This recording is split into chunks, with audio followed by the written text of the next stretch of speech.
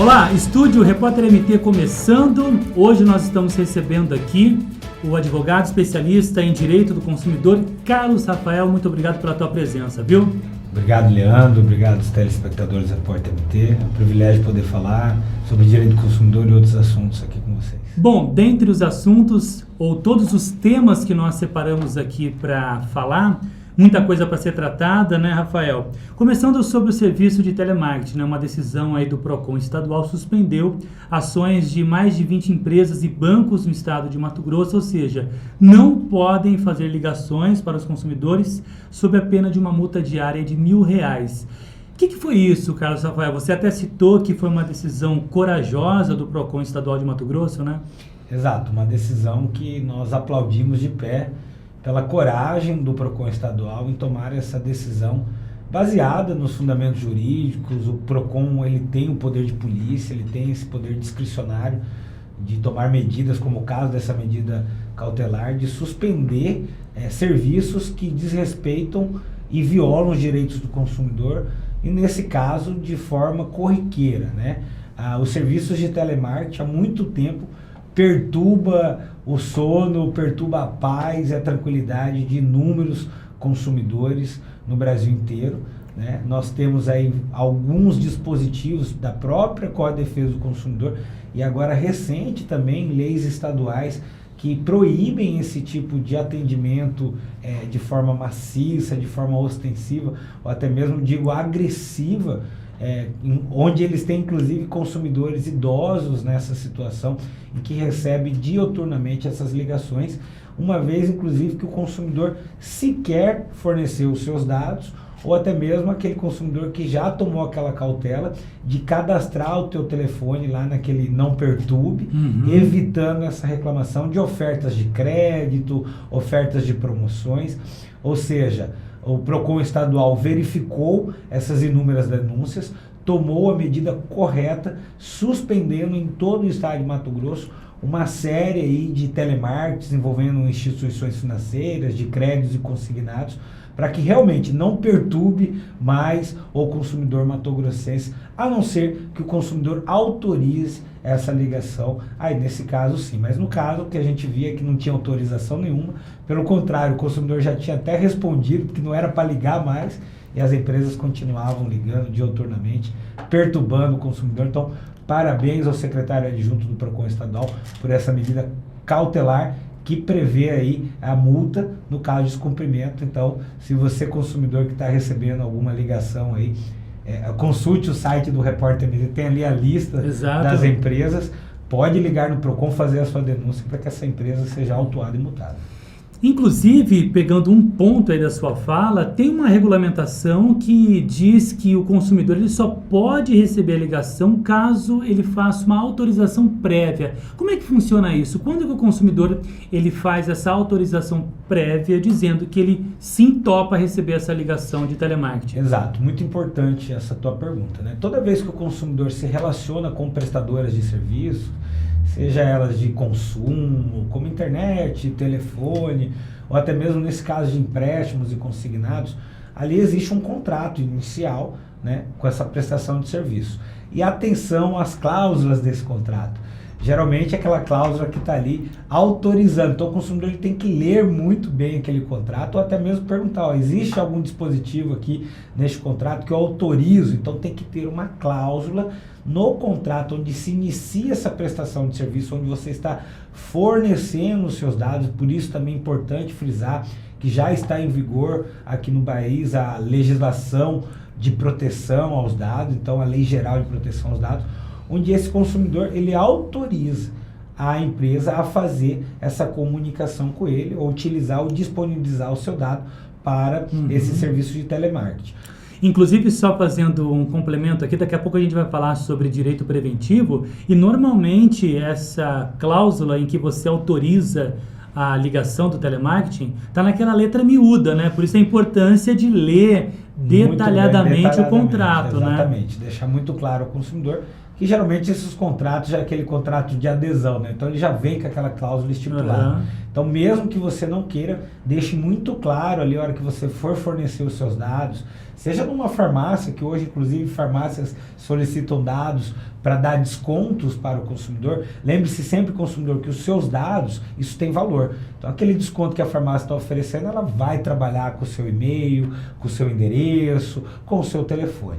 Então deixar muito claro ao consumidor, deixar especificado ali no contrato, no início daquela tratativa, que ele não quer receber essas ligações ou que sim, ele autoriza o uso dos seus dados para esse serviço de telemarketing e oferta de promoções. Por exemplo, nessa parte aí, você vai numa farmácia e aí lá a pessoa quer fazer o seu cadastro, né? Talvez o atendente não vai te perguntar, mas o consumidor tem direito de dizer, olha, estou fornecendo meus dados para a compra de um medicamento ou qualquer outro produto da farmácia ou qualquer outro estabelecimento comercial. Ele fala assim, mas eu não quero que meus dados sejam fornecidos a outras empresas. Ele pode fazer isso? Deve? Como é que funciona? Ele deve fazer isso, né? Inclusive, nós insistimos para que os órgãos de fiscalização, PROCON estaduais e municipais, façam essa informação. O consumidor, geralmente, ele é até coagido naquele momento, né, de fornecer o dado, tem aquela oferta de uma promoção. Ah, precisa do seu cadastro para poder liberar para te dar a tua promoção, né? Então, ocorre esse mecanismo de ludibriar o consumidor, não deixando claro qual é a real intenção. Não só conceder ali os 10%, 15%, mas realmente de obter aqueles dados. Então ele fala assim, ó, tudo bem, eu vou fornecer os meus dados, mas eu forneço os meus dados para ter o desconto, porém não autorizo que meus dados sejam utilizados, que os meus cadastros sejam aí transferidos para outra fonte ou para outro banco de dados, que a gente sabe que aí essas empresas, elas negociam esses cadastros, isso tem valor, a informação tem valor, e aí acaba acontecendo os casos de inúmeras ligações de telemarketing, você acaba recebendo por vários bancos, instituições ou empresas de telecomunicação. Bom, em sendo confirmado que os dados dele, no caso do consumidor, foram vendidos ou oferecidos a outras empresas, judicialmente ele pode buscar seu direito? Qual que é o direito do consumidor e que caminho que ele deve seguir? Exato, nós temos já em vigor a Lei Geral de Proteção de Dados e eu quero deixar claro aqui, Leandro, que não só o consumidor, mas principalmente o empresário, o microempresário, aquele empreendedor médio, que tem o acesso da forma, a partir do momento que ele tem ali a entrega dos dados dos seus fornecedores, dos seus consumidores, dos seus clientes, esse comerciante, esse empresário, ele tem uma responsabilidade muito grande pela guarda desses dados. Então, existe inclusive multas que devem ser aplicadas quando verificado que esses dados vazaram ou foram utilizados fora do que for compactuado entre as partes. Então, o consumidor ele pode sim buscar os seus direitos, lembrando sempre que ele deve fazer essas denúncias, qualquer situação em que ele verifique que seus dados estão utilizando de forma fraudulenta ou sem autorização, ao PROCON estadual, ao PROCON municipal, para que tome as medidas necessárias. A Lei Geral de Proteção de Dados, ela vem justamente regulamentar aquilo que durante muito tempo no Brasil era uma verdadeira bagunça. Qualquer um pegava os seus dados, qualquer um tinha acesso aos seus dados, esses dados eram comercializados, empresas se especializaram nesses dados, fornecendo e tendo vantagem financeira com o meu dado, com o teu dado, e de forma bagunçada ou de forma desrespeitosa, esses dados são usados para inúmeras situações no país. Então a Lei Geral de Proteção de Dados, ela visa justamente isso, responsabilizar aquele que tem os seus dados e que utiliza de forma indevida, prevendo inclusive multas aí que passam da casa aí de 100, 200 mil, dependendo da situação em que foi utilizado aqueles dados. Então, recado aí para o consumidor, cuidado ao fornecer os seus dados, muito importante isso. Seguindo aqui com a nossa pauta, na entrevista com o Carlos Rafael, advogado especialista em direito do consumidor, fala agora, Carlos Rafael, sobre direito preventivo, né? O nome já diz, prevenir algum problema jurídico, né? Para quem ainda não conhece, talvez um assunto que está sendo mais falado agora sobre o direito preventivo, para quem não tem muita noção do que é isso, explica para a gente, por gentileza. Direito preventivo, né? A forma como o empresário ou até mesmo aquele que vai realizar um contrato nesse mercado, no comércio, É importante deixar claro que nós temos que mudar essa política que existe aqui no país, que o empresário só procura o advogado ou o consumidor só procura o advogado, essa cultura, quando o problema já está muito grande, né? O advogado se torna ali um bombeiro, um apagador de fogo. E que sai muito mais caro o contrato de um advogado já com um problema acontecendo. A advocacia preventiva nada mais é do que você trazer as soluções prevendo possíveis conflitos, possíveis demandas judiciais a este empresário ou aquele que quer contratar um serviço. A gente sempre fala que a consulta ao advogado ela é importantíssima para evitar esses problemas futuros. Tirando então aquela cultura de que sim, o advogado ele só vai ser contratado na hora que eu tiver uma ação judicial contra mim ou tiver algum problema, mas que agora eu posso contratar um serviço de assessoria jurídica de forma preventiva. Eu costumo fazer sempre uma alusão.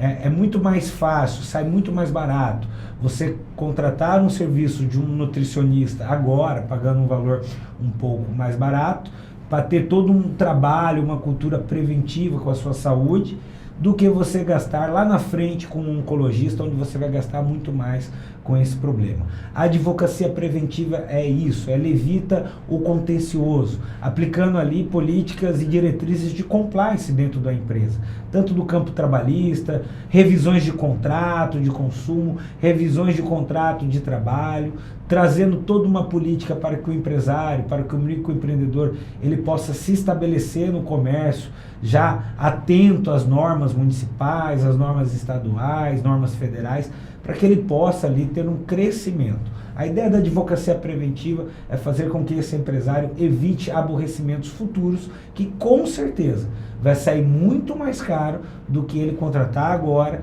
com uma forma mais tranquila, e até fazer uma previsão do que ele vai ter ao longo do tempo da sua demanda dentro da tua empresa. E você, consumidor, quando você for ali fazer um contrato, for fazer um financiamento, procurar sempre um advogado para analisar esse contrato, fazer um parecer técnico jurídico, evitando os problemas futuros. Hoje o Brasil é um país litigioso, né, tem muita demanda, o judiciário ele é moroso, e a ideia da advocacia preventiva é justamente essa, né? A cultura do time is money, tempo é dinheiro. Se eu for discutir uma demanda no Poder Judiciário de um problema que eu poderia ter resolvido lá atrás, com esse trabalho de cautela, de prevenção, é muito melhor do que ficar anos no Poder Judiciário para tentar solucionar algo que lá atrás... Até porque tem muitos processos que até hoje não foram julgados, estão há anos e anos aguardando, né,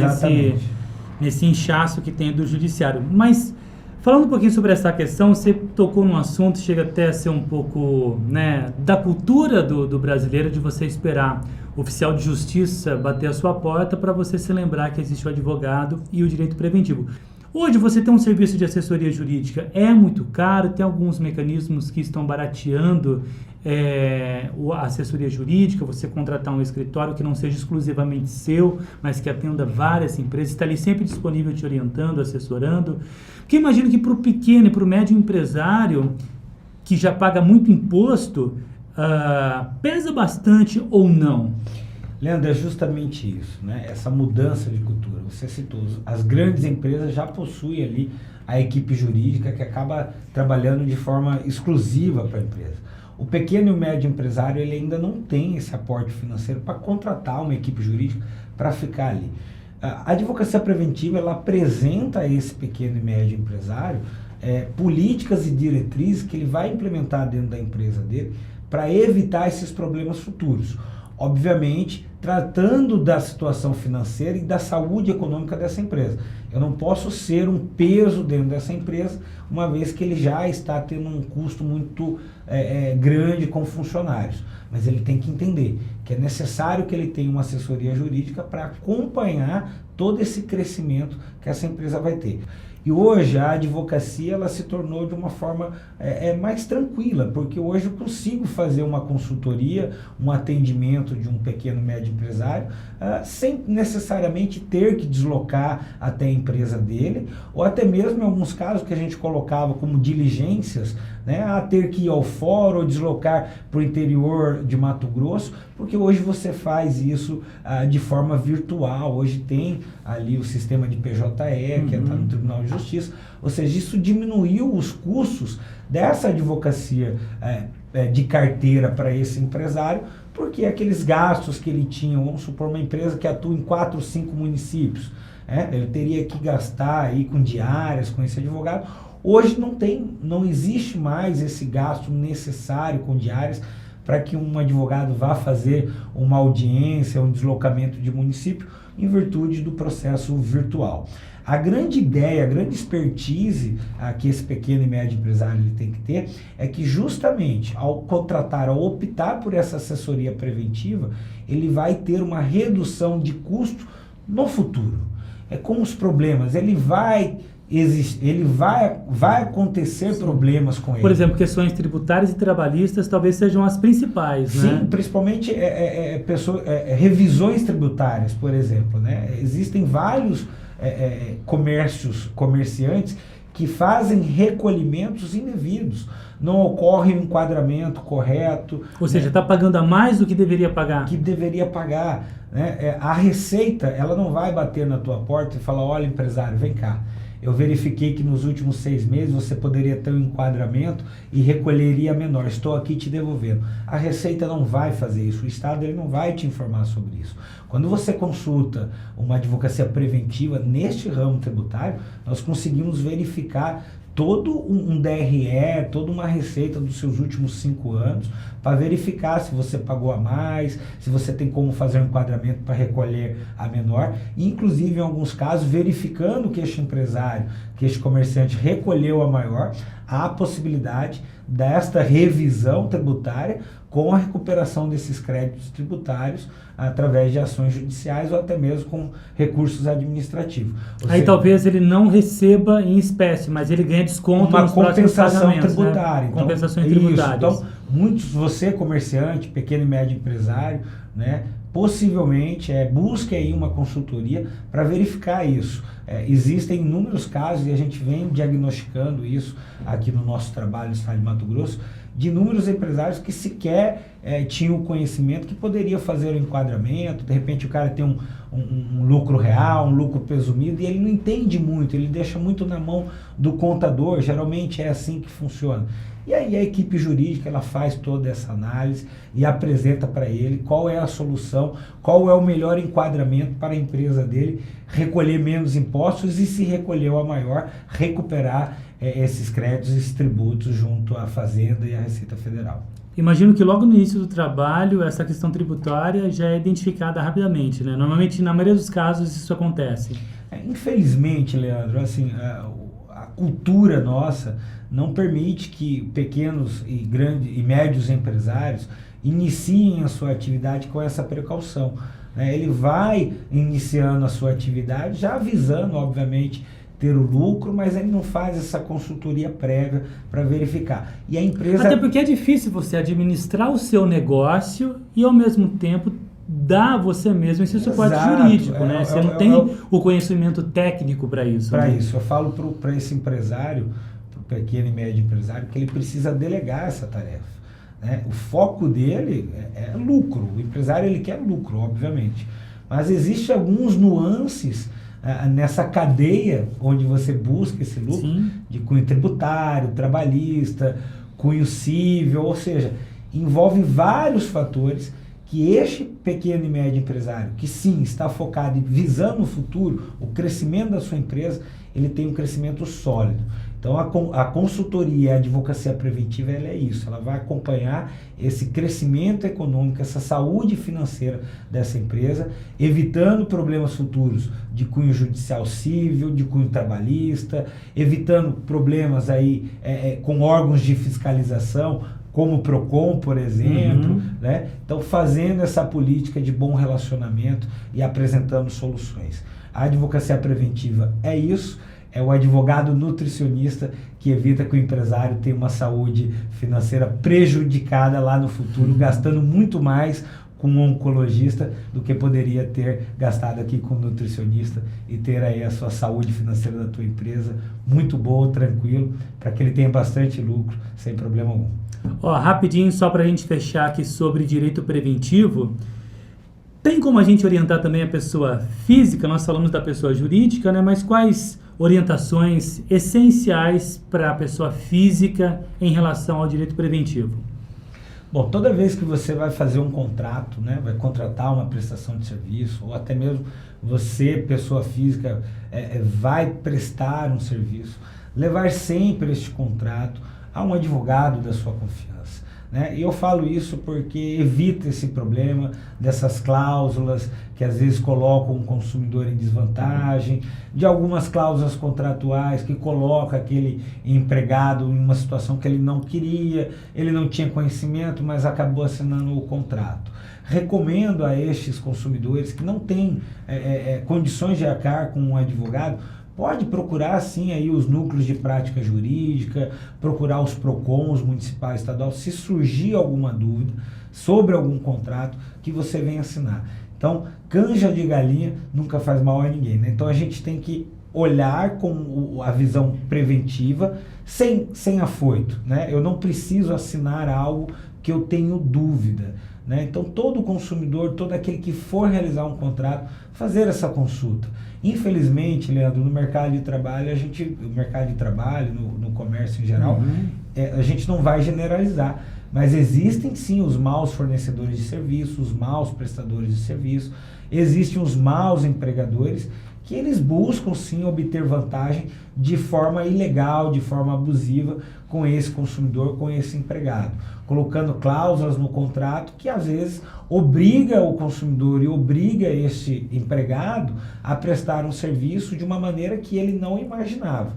E aí, quando o consumidor ou quando o empregado ele não concorda com aquilo, vamos para as vias judiciais, e aí é aquilo que a gente já falou no início da entrevista, né? Lá no Poder Judiciário vai demorar um pouco mais, você vai gastar com advogado, de repente você quer ter o retorno financeiro daquele produto que você comprou, ou você adquiriu um serviço e o serviço não foi prestado como foi ofertado, e você, numa ação judicial, você não vai ter esse serviço prestado até a sentença, né? Porque a partir do momento que há o litígio, a outra parte, em grande maioria, ela vai até o final, né? Então tem sentença, tem recurso, ou seja, algo que você poderia ter previsto, né? Antecipado, né? Evitado, e vai demorar aí 2, 3 anos. E até com a leitura do contrato, isso já teria sido resolvido também. Exato. Muita gente acaba não lendo. Seguindo aqui na nossa entrevista, vamos falar um pouquinho sobre dívida. Quem está com dívida, está com dívida, está com dívida. Quem será que tem dívida hoje, hein? Todo mundo ou a menor parte da população? Saiu uma pesquisa aqui, falando sobre Cuiabá e sobre os cuiabanos, obviamente.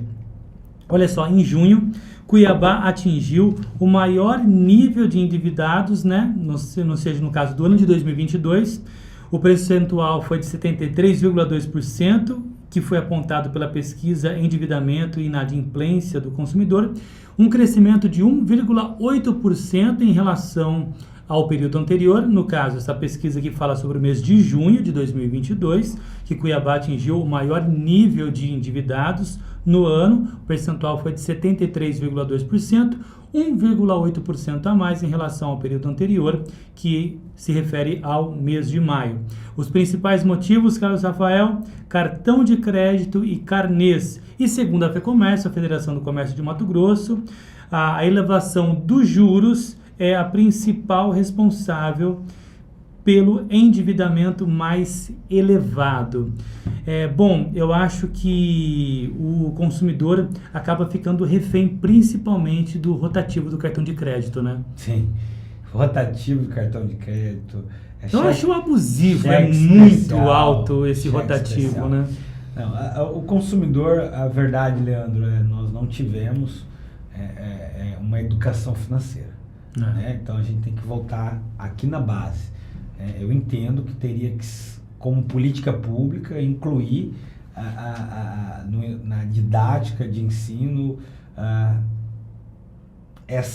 esse educação tema, financeira. E eu acho que até o direito também, direito básico, direito civil, sim, entendeu? Do cidadão. Direito consumidor, constitucional. Né? Então tinha que incluir na matriz curricular a educação financeira. O brasileiro, ele não entende, ele não sabe consumir, ele é compulsivo, né? Ele não tem noção de poupar, ele não tem noção de aplicação financeira, né? E o resultado é esse, né? Então a cada ano se verifica aí o aumento da inadimplência, né? O número de endividados. Nós temos uma lei nova, Lei 11.141, 11.181 de que é a lei do superendividamento, né, que ela visa justamente abarcar essa situação. Inclusive a lei traz um aspecto muito importante, que fala do aspecto psicológico.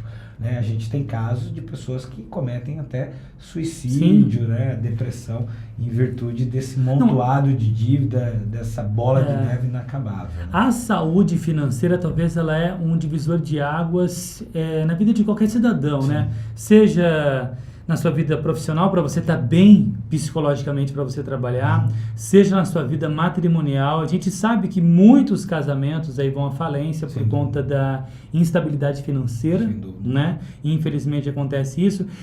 Essa lei, ela vem, tipo assim, para dar um fôlego a mais para aquele cidadão de boa fé, ou seja, aquela pessoa que está endividada, ela não quer deixar de pagar a sua dívida, porém ela não consegue pagar integralmente essa dívida, né? Daí vem essa lei do superendividamento que dá esse fôlego a mais. E como que ela funciona exatamente, Carlos Rafael? Ela pode, o consumidor, ele pode então renegociar a sua dívida junto ao credor de uma forma amigável? A Lei 14.181 de 2021, a lei do superendividamento, foi durante muito tempo debatido na Câmara Federal, inúmeras emendas, e entrou em vigor então no ano passado. Essa lei, ela tem como prisma a visão de que o consumidor inadimplente, ele precisa respirar. E quando ele fala em respirar, a gente fala de mínimo existencial. Nós temos casos, Leandro, de pessoas que estão aí com 70%, 80% da sua renda completamente comprometida. Com dívidas. Com dívidas, com muitos consignados, enfim, o cara não consegue mais sobreviver. O que visa essa lei? Primeiro, que ela cria algumas regras que impedem aí essas empresas de realizarem essa oferta de crédito agressiva. Né? Por exemplo, aquela expressão, sem consulta ao Serasa SPC. Às vezes eu fico imaginando, tipo assim, eu quero vender para você, mas não estou preocupado se você vai ter condição de pagar. Exato. Né? É bem isso. E agora, muito importante, que foi aumentado, agora recente, a margem de crédito, né, que vai para 40% a margem de consignado de comprometimento, que possivelmente nós vamos ter alguns problemas aí na frente, em virtude dessa essa abertura de margem, que era os 30% que poderia se vincular, agora aumentou para 40%. Vamos ter alguns problemas lá na frente. Essa é a minha visão, justamente porque a população não tem essa educação financeira. A Lei 14.181, ela traz a possibilidade deste consumidor que está endividado, no caso super endividado, onde se atingiu o nível assim, de mínimo existencial, onde não é que ele está dando um golpe na praça, não é isso. Ele está dizendo o seguinte, olha, eu devo, mas não consigo mais pagar da forma como está acontecendo. E só para a gente entender, quando, vamos dizer assim, que o consumidor ele entra na UTI do endividamento, qual é o percentual de renda consumido que deve ser considerado como superendividamento? 70%? Se ele deve mais de 70% da sua renda, ele já está superendividado? É o que a gente considera ali, a lei ela deixa uma questão principológica, né? O mínimo existencial de sobrevivência. E o que diz justamente esse ponto, né? Apresenta-se o próprio consumidor com a atividade do advogado, até mesmo o PROCON, ele faz um estudo, uma planilha de Excel do que eu ganho, o que eu gasto hoje, seja com medicamento, com alimentação de filhos, aluguel, enfim, e o que eu tenho de crédito, devendo, o que eu tenho de credores, o que eu tenho de dívida com os meus credores. Então a gente vai fazer esse parâmetro para verificar como que o consumidor vai sobreviver a essa dívida. O que acontece? Há uma reunião de credores em uma única ação, em um único procedimento. reúne-se todos os credores de todas aquelas dívidas que se enquadram na lei do superendividamento, né? Este consumidor, ele vai apresentar essa planilha já com um planejamento, Leandro, e você que nos ouve, para os próximos 5 anos. Então eu vou apresentar um plano de pagamento dos próximos 5 anos. Olha, eu fiz vou dar um exemplo, eu fiz uma dívida de 10 mil reais que eu prometi pagar em 10 vezes de R$1.000. Está no contrato, não tem abuso nenhum no contrato, está tudo certo. Só que, infelizmente, eu tenho outras dívidas de consumo que não mais me permite pagar aquele R$1.000 para você, empresa B. Eu vou apresentar um planejamento que eu continuo te devendo os 10 mil reais, mas agora em 20 parcelas de 500 ou 30 parcelas, enfim, ocorrerá uma equalização desses valores. Eu apresento isso. E olha que interessante, o PROCON ou o juiz não é uma audiência de conciliação. O PROCON ou o juiz, ele já convida, né, já convoca esses credores para participarem dessa audiência, e na audiência o credor ele já deve apresentar a planilha também de propostas para como vai ocorrer este pagamento. O juiz, ele não espera a empresa apresentar isso. Se a empresa não apresentar, ela fica obrigada a cumprir esse planejamento que foi apresentado e determinado pelo juiz. Então, assim, as empresas, elas são convidadas, elas são convocadas a participar de um planejamento, de uma audiência onde vai ser planejado como este consumidor vai quitar essas dívidas, vai pagar essas dívidas. A empresa que não aparece, ou a empresa que se recusa a participar, ela sofrerá uma decisão judicial em que aquela dívida será suspensa com as taxas e juros, né? E ele vai para o final dos credores do pagamento. Então, assim... E aí o consumidor ele fica livre desse eventual processo contra essa empresa, ou dessa empresa. Daquela empresa, justamente, né? Então, o consumidor ele vai reunir o pagamento em um só. Ele vai fazer esse pagamento e esse valor vai ser distribuído para aquelas empresas que aderiram, ou aderiram por livre e espontânea vontade, ou aderiram por não terem apresentado o plano, mas por decisão judicial. Mas só para a gente entender, quem procura esse mecanismo da legislação? O credor ou o consumidor? Eu posso, como consumidor, buscar esse apoio da lei para eu organizar minha vida financeira, ou tem que partir das empresas? Não, como é que funciona? A lei de superendividamento, ela visa justamente atender ao consumidor inadimplente. E como que eu busco esse caminho, então? Tem que ter um advogado? Bom, como que eu faço? Isso, o consumidor procurar sempre um advogado de sua confiança, né, para que faça, então, esse estudo, né, de planilhamento, de qual é a tua dívida hoje, de que maneira você pode apresentar este pagamento, para que não ocorra aí, em alguns casos, negativação de nome, enfim. Então o próprio consumidor pode abrir esse processo pedindo a reunião, reorganização das dívidas dele, repactuação amigável das suas dívidas junto aos credores. No primeiro momento, amigável, e se os credores se negarem ou não apresentarem outra proposta, ocorrerá a determinação judicial, que aí os credores deverão acatar. Interessante, dá um fôlego para quem quer pagar e acaba não conseguindo, né? Vale a pena a gente esclarecer também, olha só, que nessa lei do superendividamento, algumas dívidas não são inclusas, né? Por exemplo, como financiamento de imóveis, empréstimos com garantia real ou compras de itens de luxo. De luxo. Aí não tem como. Pensão alimentícia também não entra, né? E impostos, taxas, tributos, né? Com a receita também não entram, né? Lembrando sempre ao consumidor que se ele tiver alguma dificuldade de procurar um advogado da sua confiança, às vezes ele está endividado, né? Os núcleos de prática jurídica das universidades e os PROCONs, tanto estadual como municipal, eles podem prestar esse serviço. Eu quero até deixar aqui na entrevista que existe já um programa estabelecido, um termo de cooperação estabelecido pelo Tribunal de Justiça de Mato Grosso com o PROCON Municipal de Cuiabá, onde ali existe inclusive uma universidade participando, e aí que está o X da questão. A universidade ela fornece não só a parte da assessoria jurídica, mas a parte da assessoria contábil e também psicológica, Leandro.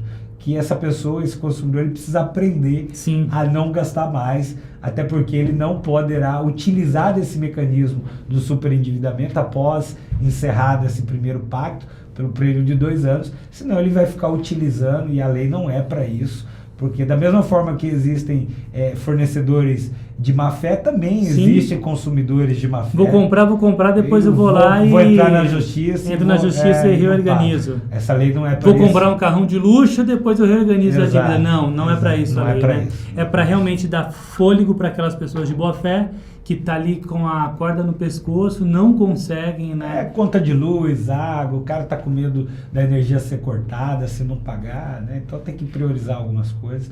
Então a lei de superendividamento, a lei 14.181, ela vem justamente para trazer esse fôlego ao consumidor, e eu espero muito que isso comece a ser divulgado com mais frequência, e o espaço que vocês estão cedendo é importante para informar e orientar o consumidor que assiste o programa de vocês. Ótimo, muito obrigado pela sua entrevista, muito esclarecedor tudo que você abordou aqui. Suas palavras de considerações finais, fique à vontade, viu? E mais uma vez, obrigado por estar aqui no programa. Obrigado, Leandro, a toda a equipe do Repórter MT. Eu que agradeço a oportunidade, é sempre um prazer falar e orientar aos consumidores, aos fornecedores, prestadores de serviço, comércio. É importante que você conheça as formas como você deve lidar no seu dia a dia, no cotidiano, evitando esses problemas que nós falamos hoje, né? Então é importante o trabalho que vocês estão fazendo aqui hoje de orientar. Mais importante, evitando soluções, evitando problemas, evitando essas demandas judiciais e trazendo essas soluções, né? Eu costumo dizer que o consumidor bem informado, ele jamais será enganado. O empresário que é bem precavido, o comerciante que é precavido, ele não vai ter aí aborrecimentos futuros com discussões no Poder Judiciário ou até mesmo com multas de órgãos fiscalizadores. Exato. Essa foi mais uma entrevista do Estúdio Repórter MT. Muito obrigado pela tua audiência. Tem alguma sugestão? Envie para nós. Até o próximo.